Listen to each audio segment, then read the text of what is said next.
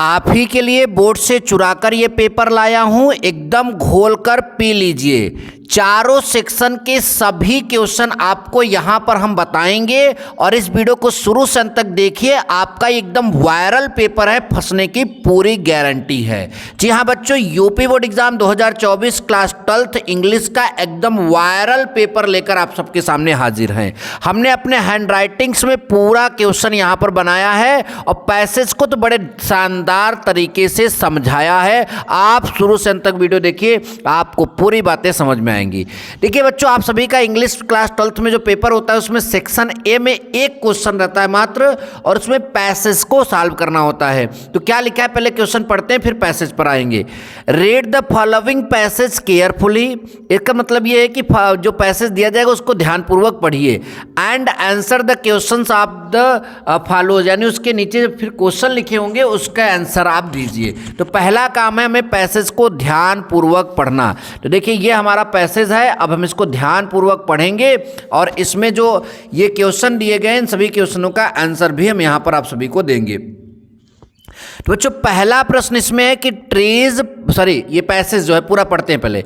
Trees protect the environment and provide oxygen, they prevent soil in erosion, excessive cutting of trees have aggravated many ecological problems. ऐसे आप भी पढ़िएगा, भले कुछ ना समझ में लेकिन पढ़िए। Despite many awareness campaigns, people have not put on in the practice of cutting trees.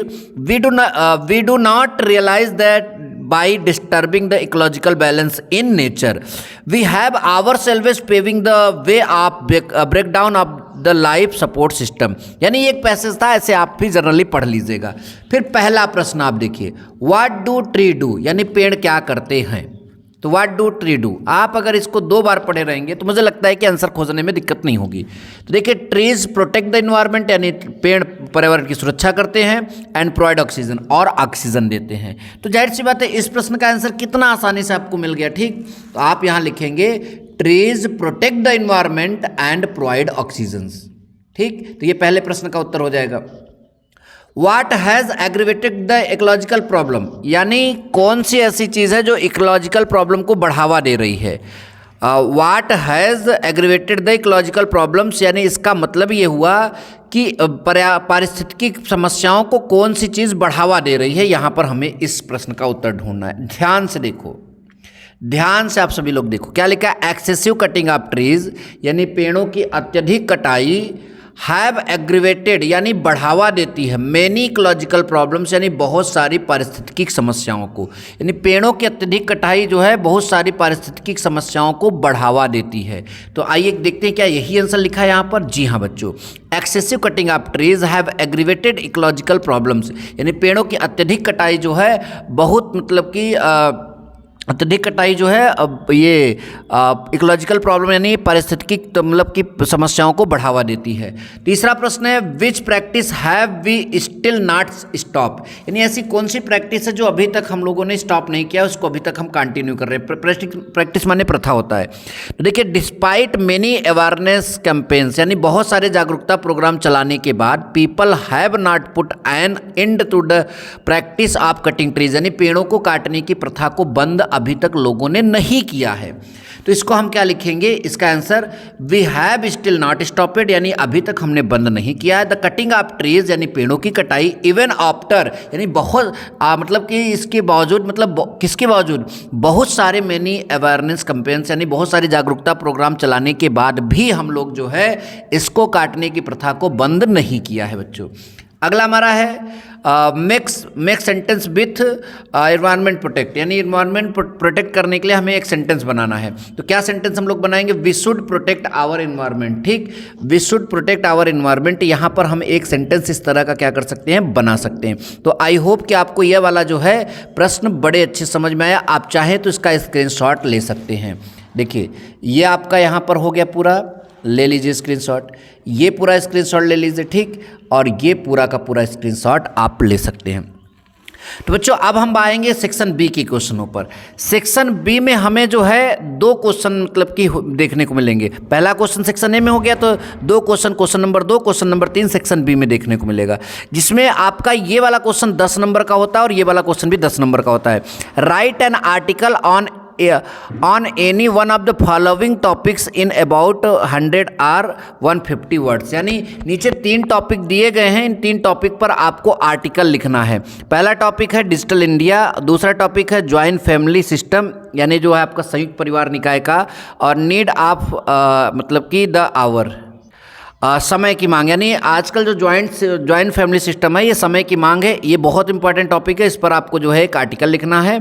और फ्रीडम ऑफ जो है एक्सप्रेशन यानी अभिव्यक्ति की मतलब कि स्वतंत्रता पर, अभिव्यक्ति की आज़ादी पर भी आपको यहाँ पर एक आर्टिकल लिखना है, ठीक। और फिर तीसरा आपका क्वेश्चन होता है जो सेक्शन नंबर बी में, वो इस तरह का एक आपको लेटर दिया जाएगा 10 नंबर का, तो आप इसको ध्यान से इस टॉपिक को देख लीजिए। ये यूपी बोर्ड ऑफिशियल मतलब कि ऑफिशियल का जो है मॉडल पेपर का हमने यहाँ पर लेटर शामिल किया है, ठीक, ध्यान दीजिए। तो इसको आप यहाँ पर जो है तैयार कर लीजिए। तो अब हमारे पास यहाँ सेक्शन सी है। सेक्शन सी के सारे प्रश्न यहाँ पर हम आप सबको दिखाते हैं। Choose the correct option to answer the following questions, यानी यहाँ पर सभी में करेक्ट ऑप्शन चूज करना है। ये क्वेश्चन ध्यान से पढ़िए, आप इसको तैयार कर लीजिए।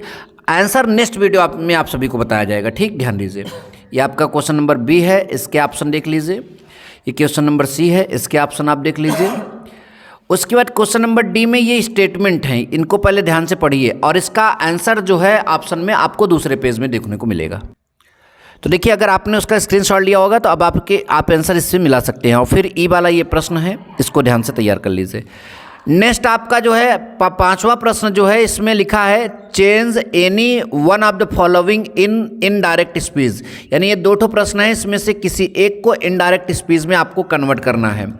उसके बाद लिखा है combine any one of the following as directed, यानी इनको आप जो है कॉम्प्लेक्स सेंटेंस में मतलब कि कन्वर्ट करना और इसको कंपाउंड सेंटेंस में, ठीक। आई होप कि आपको समझ में आया। नंबर नेक्स्ट है आपका transform any one of the following as directed, यानी यहाँ इसको पैसिवाइज में कन्वर्ट करना है और इसको जो है कंपैरेटिव डिग्री में कन्वर्ट करना है, ठीक। अच्छा, आगे हमारा है correct any one of the following sentence, यानी इन दोनों में से किसी एक को करेक्ट करिए। ये इनकरेक्ट सेंटेंस यहाँ पर आप सभी को दिया गया है, ठीक। अच्छा, 5वें प्रश्न का एक और यहाँ पर है use any one of the following pairs of word in your sentences to make the difference in their meaning clear, तो यह आप यहाँ पर जो है इसका आंसर दीजिए। फिर ट्रांसलेशन आपका जो है बहुत ही सरल ट्रांसलेशन आता है आपका, देख लीजिए इस तरह का ट्रांसलेशन आता है और आप करके ज़रूर आएंगे, आई होप, ठीक। अब आप ध्यान दीजिए। सेक्शन नंबर डी की बात करें तो सेक्शन नंबर डी में क्वेश्चन आंसर होते हैं। कौन कौन से क्वेश्चन आंसर इंपॉर्टेंट है यहाँ पर, ये ध्यान दीजिए। तो ये आप यहाँ पर जो है 7वें प्रश्न का पूरा याद कर लीजिए, ठीक। ये पूरा प्रश्न और इसके आंसर जो है याद कर लीजिए। उसके बाद इसका यहाँ बी नंबर प्रश्न है, आप जो है इसको भी यहाँ पर क्लियर कर लीजिए। फिर 8वें में जो है यहाँ पर आपको क्वेश्चन का आंसर देना है 80 वर्ड में, 80 वर्ड में, ठीक। फिर 9वें में देखिए यहाँ पर जो है इस तरह का प्रश्न दिया गया है, आप इसका भी उत्तर दीजिएगा यहाँ पर जो है। और ये देखिए यहाँ पर आपका दिया गया है, ये 9वां प्रश्न आपका है, ठीक। 10वां प्रश्न आप सबका फेवरेट, हमारा फेवरेट जो है एक सेंट्रल आइडिया लिखना होता है कीपिंग क्वाइट पर, ठीक है। तो आप आई होप कि आप इसको लिख कर आएंगे, ठीक, ध्यान दीजिए। नंबर नेक्स्ट आपका 11वां प्रश्न जो है, यहाँ पर आंसर देना है 40 वर्ड में इन सारे प्रश्नों के। आप प्रश्न ध्यान से देख लीजिए, सारे प्रश्नों के आंसर आप सभी को लिखने हैं। फिर 12वां में जो है आंसर लिखना है 80 वर्ड का, ठीक। तो इतने ही क्वेश्चन आप सभी के पूछे जाएंगे, तैयार करके जाइएगा। थैंक यू सो मच, जय हिंद, वंदे मातरम।